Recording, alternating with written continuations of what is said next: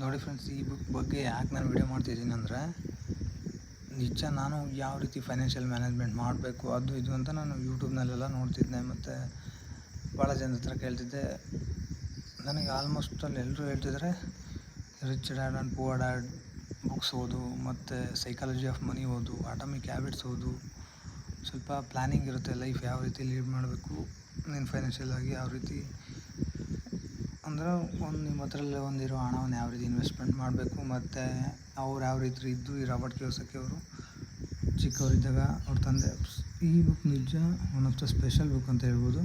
ಯಾಕಂದರೆ ಹೆಂಗೆ ಇವಾಗಿಂದನೇ ನಮಗೆ ಒಂದು 22, 25 ಈ ಬುಕ್ಕು ಈ ಥರ ಬುಕ್ಸ್ ಓದಿ ಮತ್ತು ನಮಗೆ ಎಷ್ಟಾಗುತ್ತೆ ಅಷ್ಟು ಅಮೌಂಟ್ ಕಲೆಕ್ಷನ್ ಮಾಡಿ ನಮ್ಮಲ್ಲಿರೋದನ್ನ ಯಾವ ರೀತಿ ನಾವು ಖರ್ಚು ಮಾಡಬೇಕು, ಯಾವ ರೀತಿನ ನಾವು ಇನ್ವೆಸ್ಟ್ ಮಾಡಬೇಕು, ಯಾವ ರೀತಿನ ನಾವು ಸೇವ್ ಮಾಡಬೇಕು ಅನ್ನೋದನ್ನ ಈ ಬುಕ್ ಹೇಳ್ತಾ. ಬೇಕಾದರೆ ಫಸ್ಟ್ ಪೇಜ್ ಓಪನ್ ಮಾಡ್ತೀನಿ ನೋಡಿ. ಯಾವುದೇ ವ್ಯಕ್ತಿ ತನ್ನ ಆರ್ಥಿಕ ಭವಿಷ್ಯದ ನಿಯಂತ್ರಣವನ್ನು ಕುದುರಿಸಲು ರಿಚ್ ಡ್ಯಾಡ್ ಪುವರ್ ಡ್ಯಾಡನ್ನು ಶುರು ಮಾಡಬೇಕಾಗಿದೆ. ಫಸ್ಟ್ ಬುಕ್ಕಲ್ಲೇ ಬರೆದಿದ್ದಾರೆ. ನಾನು ಇದನ್ನು ಆಲ್ಮೋಸ್ಟ್ ಅಲ್ಲಿ ಓದ್ತಿದ್ದೀನಿ, ನೀವು ಓದಿ ಚೆನ್ನಾಗಿ. ನಾನೆಲ್ಲ ಅರ್ಧ ಮುಗಿದಿದೆ, ಅದಕ್ಕೆ ಹೇಳ್ಬೇಕಂತ ಇದ್ದೆ, ಅದಕ್ಕೆ ಮಾಡಿದೆ. ನೋಡಿ, ಫಸ್ಟ್ ರಿಚ್ ಡ್ಯಾಡ್ ಅವ್ರದ್ದು ಒಂದು ಸ್ಟೋರಿ ಹೇಳ್ತಾರೆ. ಅದಾದಮೇಲೆ ಅವ್ರು ಯಾವ ರೀತಿ ಇದ್ದರು. ಅವರು 9ನೇ ವಯಸ್ಸಿನಲ್ಲಿದ್ದಾಗೆ ಅವ್ರಿಗೆ ಯಾವ ರೀತಿ ನಾನು ಶ್ರೀಮಂತ ಆಗಬೇಕು, ಯಾವ ರೀತಿ ನಾನು ಹಣ ಗಳಿಸಬೇಕು.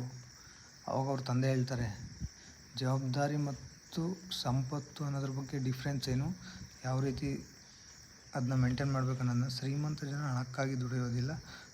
ಫಸ್ಟ್ ಚಾಪ್ಟ್ರು ಅದರೊಳಗೆ ಸಕ್ಕತ್ತಾಗಿ ಹೇಳಿದ್ದಾರೆ ಅವ್ರ ತಂದೆ ಅವ್ರಿಗೆ ಯಾವ ರೀತಿ ಲೈಫ್ನ ಲೀಡ್ ಮಾಡಬೇಕು ಅನ್ನೋದನ್ನ. ನಾನು ಎಲ್ಲ ಕಡೆಗೂ ಮಾರ್ಕ್ ಮಾಡ್ಕೊಂಡಿದ್ದೀನಿ ಇಂಪಾರ್ಟೆಂಟ್ ಲೈಫಲ್ಲಿ. ನಾನು ಈಗ ದುಡ್ಡು ಯಾವ ರೀತಿ ಏನೇನು ಮಾಡಬೇಕು ಏನೇನಿಲ್ಲ ಅನ್ನೋದು. ನೋಡಿ, ಒಂದು ಸೆಂಟೆನ್ಸ್ ಇದನ್ನು ಹೇಳ್ಬೇಕಂದ್ರೆ, ನೀನೇ ನಿನ್ನ ಸಮಸ್ಯೆ ಎನ್ನುವುದು ಅರಿವಾದರೆ ನಿನ್ನನ್ನು ನೀನು ಬದಲಾಯಿಸಬಹುದು. ಅದು ಪ್ರತಿ ಒಂದರಲ್ಲೂ ಅವರದ್ದು ಎಲ್ಲದಕ್ಕೂ ಉದಾಹರಣೆ ಕೊಟ್ಟು ಬರೆದಿದ್ದಾರೆ. ಮತ್ತೊಂದು ಇದೆ ನೋಡಿ, ಮನುಷ್ಯ ಜೀವನ ಜ್ಞಾನ ಮತ್ತು ಅಜ್ಞಾನದ ನಡುವಿನ ಒಂದು ಸಂಘರ್ಷ. ಚೆನ್ನಾಗಿ ಬುಕ್ ಓದಿದರೆ ಮಾತ್ರ 100%. ನಾನಿದ್ದೀನಿ 135ನೇ ಪೇಜಲ್ಲಿ, ಮತ್ತೆ ಕಂಟಿನ್ಯೂ ಮಾಡ್ತೀನಿ. Bye friends. ಯಾವುದೇ ಇನ್ಫಾರ್ಮೇಷನ್ ಬೇಕಾದಲ್ಲಿ ಕಮೆಂಟ್ ಮಾಡಿ.